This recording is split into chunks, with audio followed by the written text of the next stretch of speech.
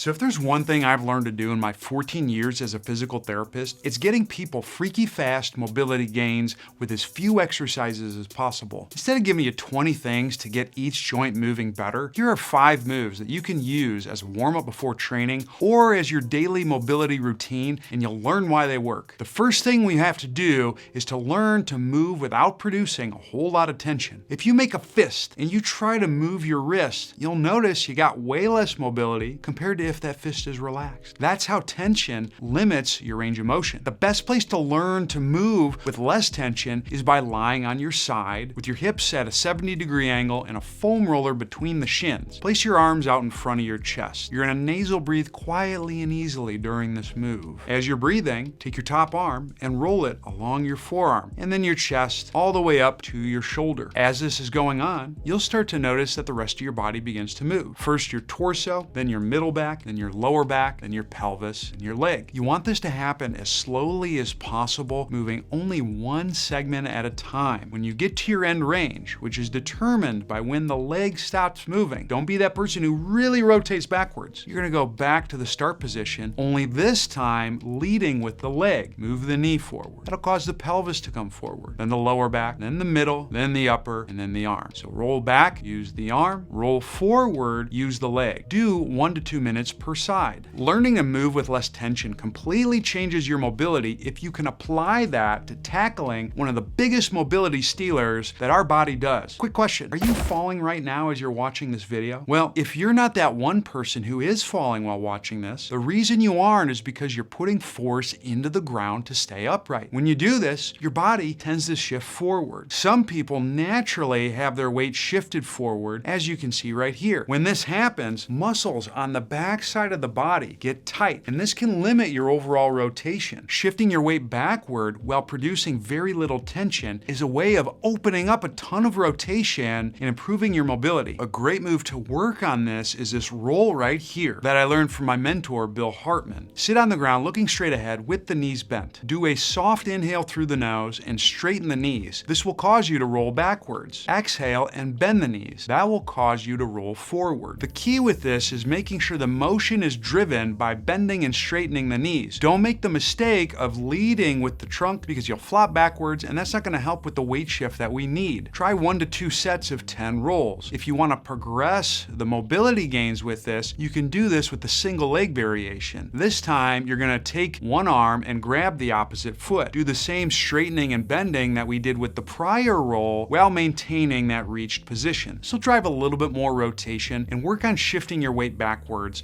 in a single leg position. For that, you can do 1 to 2 sets of 10 rolls per side. Shifting backward without tension is essential to unlocking your mobility, but you also need to be able to do this while you're putting force in the ground. Practicing this in quadruped is a great starting point, as gravity is trying to pull you to the ground, so you have to resist its urge.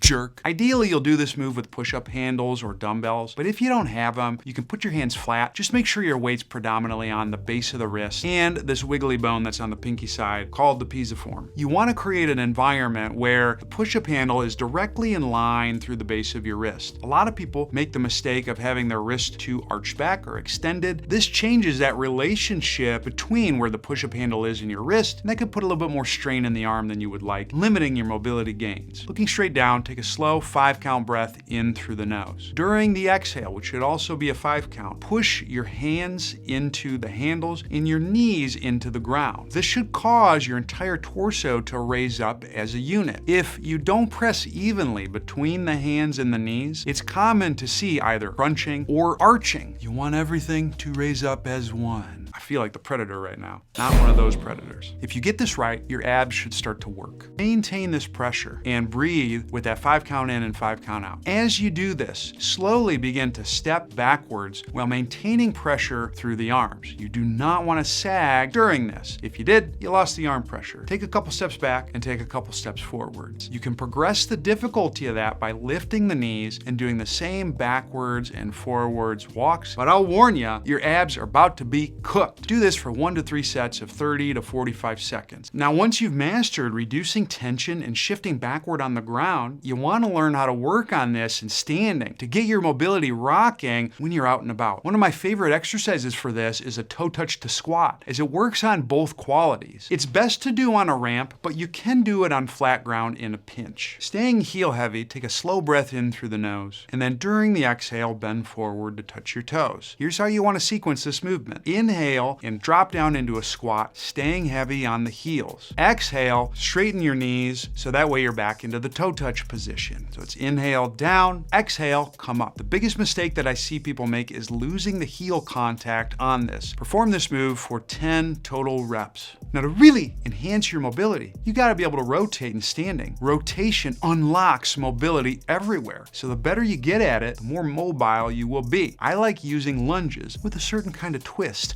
to achieve this goal. Ideally, you do this from a higher box or a step, but you could do it on the ground. I would just go half depth. This is the one time you wanna be half stepping, because normally there ain't no half stepping. Keep your eyes forward and step forward onto the box. Staying heel heavy, drop straight down so the back of your thigh stays close to the box and your kneecap drops towards the ground. Watch the mistake of taking too big of a stride on this, and you'll know that because your back thigh is not going to be anywhere near close to the box. As you drop down into that lunge position, take your opposite arm with the elbow bent and reach it towards the middle. Pretend that you're holding a jacket over your shoulder for prom pictures.